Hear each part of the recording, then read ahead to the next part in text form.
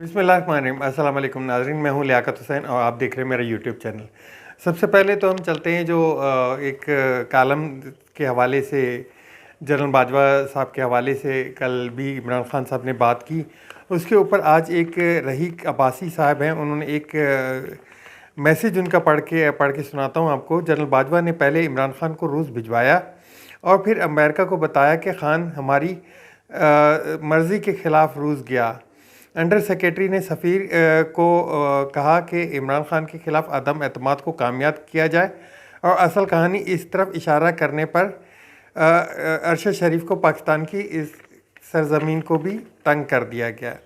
अब देखें जी, इसके ऊपर इमरान खान साहब ने भी बड़ा खुल के बोला और बातें अब खुलती जा रही हैं। जैसे कि उन्होंने एक कॉलम लिखवाया था जावेद चौधरी के साहब के हवाले से, तो उसके आफ्टर शॉक्स अभी तक रुके नहीं हैं, अभी तक वैसे के वैसे ही चल रहे हैं, जिसके ऊपर इमरान खान साहब का रद्द अमल आया। और उन्होंने कहा कि जब बाजवा साहब ने मुझे कहा कि यूक्रेन की जो जंग है उसमें आप रशिया की मज़ामत करें, तो उन्होंने कहा मैं तो नहीं करता, क्योंकि इंडिया ने कौन सी की है, इंडिया ने भी तो वो नहीं की है वहाँ पे मज़ामत, तो मैं क्यों करूं इसकी मज़ामत। और हमारे तो ताल्लुकात अभी रशिया से बेहतर जा रहे हैं, क्योंकि रशिया से मैं मिल के आया हूँ, पेट्रोलियम की बात करके आया हूँ, तो उस हवाले से मैं तो मज़ामत नहीं कर सकता। तो उस हवाले से भी उनके दरम्यान में एक इख्तलाफ पैदा हुआ। दूसरा, उन्होंने बताया कि जिस तरह मैं रशिया से सस्ता तेल लेने गया और उनको इस चीज़ पे एग्री भी कर लिया था मैंने कि आप हमें सस्ता तेल प्रोवाइड करें। उस मार्केट में जो तेल के रेट है इंटरनेशनल मार्केट में वो बहुत ऊपर थे, तो उस वक्त जो फ़ायदा होना था पाकिस्तान को, तो वो पाकिस्तान को इसका फ़ायदा जाता, पाकिस्तान के अवाम को इसका फ़ायदा जाता।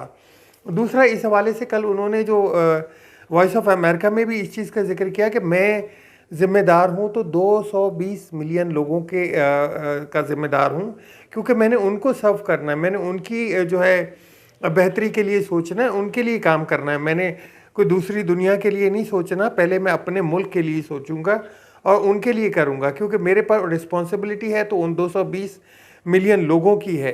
तो ये अल्फाज थे उनके कि मैंने जबकि मैं पाकिस्तान कौम के लिए कुछ करना चाह रहा था या पाकिस्तान अवाम की बेहतरी के लिए कुछ करना चाह रहा था, जबकि दूसरी तरफ जो रजीम चेंज के हवाले से जिस तरह बाजवा साहब ने अपने इजहार किया कि उन्होंने अमेरिका को जो है वो हसैन हक्कानी के थ्रू ये मैसेज भिजवाया कि इमरान खान साहब जो है वो अमेरिका के मफादात या अमेरिका के ख़िलाफ़ नहीं, अमेरिका के ख़िलाफ़ जा रहे हैं। तो ये एक प्रॉस्पेक्टिक्स जो वहाँ से बना वो पाकिस्तान से एक्सपोर्ट किया गया और अमेरिका से फिर ये दोबारा जो है साइफ़र की शक्ल में आया और साइफ़र जो है वो हकीकत है।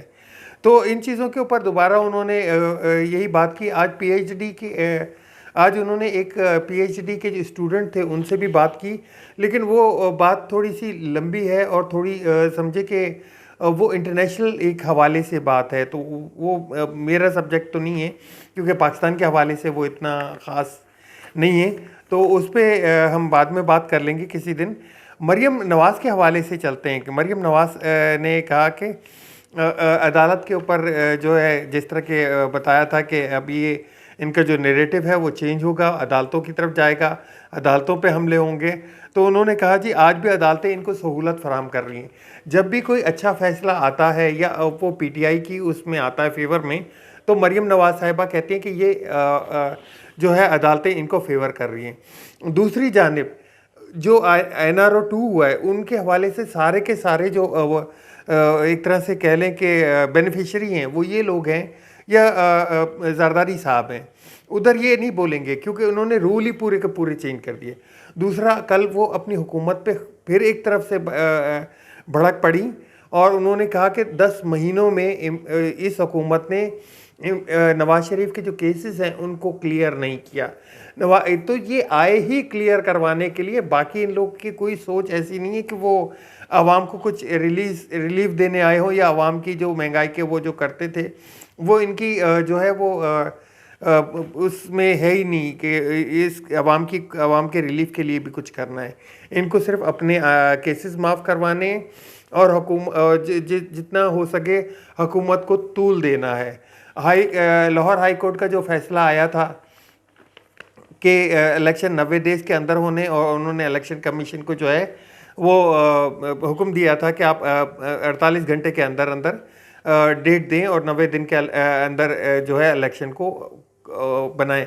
तो उस पर भी देखा जाए तो बड़ी सरमौरी से काम हो रहा है। जुम्मे को ये फैसला आया, जुमेरात को ये फैसला आया, जुम्मा, हफ्ता, इतवार कोई मीटिंग नहीं हुई। आज सुबह एक मीटिंग इलेक्शन कमीशन में हुई और इलेक्शन कमीशन ने गवर्नर साहब को ख़त लिखा कि जी हमें डेट दे दें एज़ पर जो अदालत का फ़ैसला आया उसके ऊपर। तो उसके ऊपर अभी आज कुछ देर बाद, अब से कुछ देर बाद जब मैं व्लॉग रिकॉर्ड कर रहा हूँ तो उससे कुछ देर बाद जो है गवर्नर साहब की एक मीटिंग जारी है जिसमें वो हो सकता है कोई लाए अमल तैयार करें या हो सकता है कि वो कोई नया वो दे दें कि जी सिक्योरिटी के हवाले से या किसी और हवाले से फिर कोई नया वो कर दें। जबकि इलेक्शन कमीशन इतना बेबस हुआ है कि वो अब जो है वो डेट नहीं दे पा रहा। जबकि दूसरी जानिब वो एक कोर्ट बन के इमरान खान को नाहिल करने के लिए चला की तैयारियों में है। इमरान खान को फुल फ्लैज जो है जिस तरह से कहें कि वो तो शखाना केस हो या दूसरा जो फॉरेन फंडिंग केस हो उसमें बाकायदा हेयरिंग कर रहे हैं वो लोग। तो उस हवाले से देखा जाए तो उधर तो इनकी जो तहरीक इंसाफ के ख़िलाफ़ हो वहाँ तो बड़ी एक्टिवली काम किया जाता है। जबकि लाहौर हाई कोर्ट के फैसला आने के बाद उसको तकरीबन 48 घंटे बाद भी कोई डेट नहीं दी जा सकी है। 48 क्या, अब तो उससे भी ऊपर टाइम हो चुका है तकरीबन। दूसरी जानिब चलते हैं शौकत अजीज़ साहब के हवाले से। शौकत अजीज़ साहब का जो केस है उन पे जो केस बनाए जा रहे हैं और उनकी गिरफ्तारी के लिए बार बार हुक्म जारी किया जा रहा है, तो वो उसमें से निकालेंगे क्या ये? क्योंकि शौकत अजीज़ साहब एक पुराने दौर में भी वज़ीर ख़ज़ाना पीपल्स पार्टी के दौर में भी रह चुके हैं और अभी भी वज़ीर ख़ज़ाना पाकिस्तान तहरीक इंसाफ के दौर में भी रह चुके हैं। होना उसमें कुछ भी नहीं है। ये सिर्फ एक जो लाहौर हाई कोर्ट का एक तरह से फ़ैसला आया हुआ है उसके ऊपर थोड़ी सी जो है एक समझे कि अंधेरे कमरे में एक लाइट की रोशनी नज़र आई है और वो भी कुछ मध्यम होती जा रही है आहिस्ता आहिस्ता, तो उसको दबाने की कोशिश की जा रही है और वहाँ से निकलना कुछ भी नहीं है।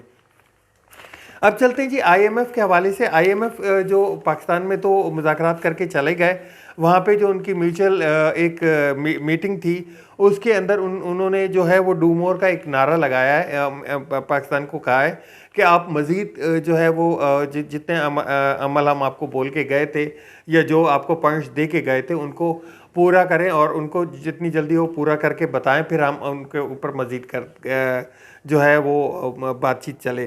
तो उस हवाले से आज गैस के जो प्राइसेस हैं वो बढ़ा दिए गए हैं और उनका नया टैरिफ जो है वो आज राइज कर दिया गया है और तकरीबन एक अंदाजे के मुताबिक 310 अरब रुपए के नए इजाफी जो है सरचार्जेस वो गैस के ऊपर लगाए जा रहे हैं। पेट्रोल के ऊपर तो लगा चुके, पेट्रोल के ऊपर अब लेवी भी बढ़ानी है इन्होंने, अब गैस का भी आ गया है, बिजली के भी तकरीबन 2 यूनिट हैं वो भी ऊपर करने जा रहे हैं। तो एक तरह से आवाम के ऊपर जो है महंगाई के बोझ डाले चले जा रहे हैं। IMF तो ये चीज़ मैं अब कैसे बोलूँ कि IMF को पाकिस्तान के ऊपर, पाकिस्तानी अवाम के ऊपर ही सारा प्रेशर डालना होता है, ऐसा नहीं है। IMF तो बोलेगी कि हमें ये टैक्स कलेक्शन करके दें या हमें ये करवा के दिखा दें आप किसी तरीके से। तो IMF तो उनको ये तरीके बता सकता है कि आप गैस महंगी कर दें, बिजली महंगी कर दें, पेट्रोल महंगी कर दें और सब्सिडीज़ ख़त्म कर दें। सब्सिडीज़ तो तकरीबन सारी ख़त्म हो चुकी हैं। अब गैस के ऊपर भी आज जो है वो एक तरह से नया टैक्स लगा दिया गया है। तो एक और आपको बुरी खबर देता चलूँ, मजबूर हूँ, क्या करूँ, हमेशा यही खबरें आ रही हैं और तो कोई खबरें आ नहीं रही हैं।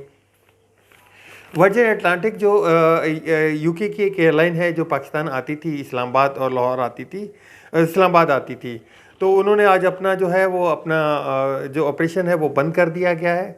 उन्होंने बंद करने का वो बोल दिया है और एयरलाइनों को जो पेमेंट है वो 15 अप्रैल के बाद से अभी तक एयरलाइनों को पेमेंटें नहीं की गई। अब आप ख़ुद बताएं, जब एयरलाइनों को पेमेंट नहीं की गई, अपना एक्सपोर्ट्स को इंपोर्टर को पेमेंट नहीं की गई, ड्यूटीज जो कंटेनर एयरपोर्ट पे पड़े हुए हैं वो फंसे हुए पड़े हुए हैं, पेट्रोलियम की मद में कितनी पेमेंटें करनी है, ये सब पेमेंटें तकरीबन चढ़ा के जा रहे हैं। इस हवाले से एक और बात बताता चलूँ एयरलाइन के हवाले से कि कार्गो की जो एयरलाइन कार्गो यहाँ से लेके जाती थी, उन्होंने भी ऑपरेशन बंद करने का अंदिया दे दिया था, क्योंकि उनको भी पेमेंटें अभी तक नहीं मिली है। 15 अप्रैल से लेके तकरीबन ऑलमोस्ट 9 साढ़े 9 महीने हो गए। और एमिरेट्स एयरलाइन ने भी अपने जो लोएस्ट आरबीडीज होते हैं वो सब बंद कर दिए।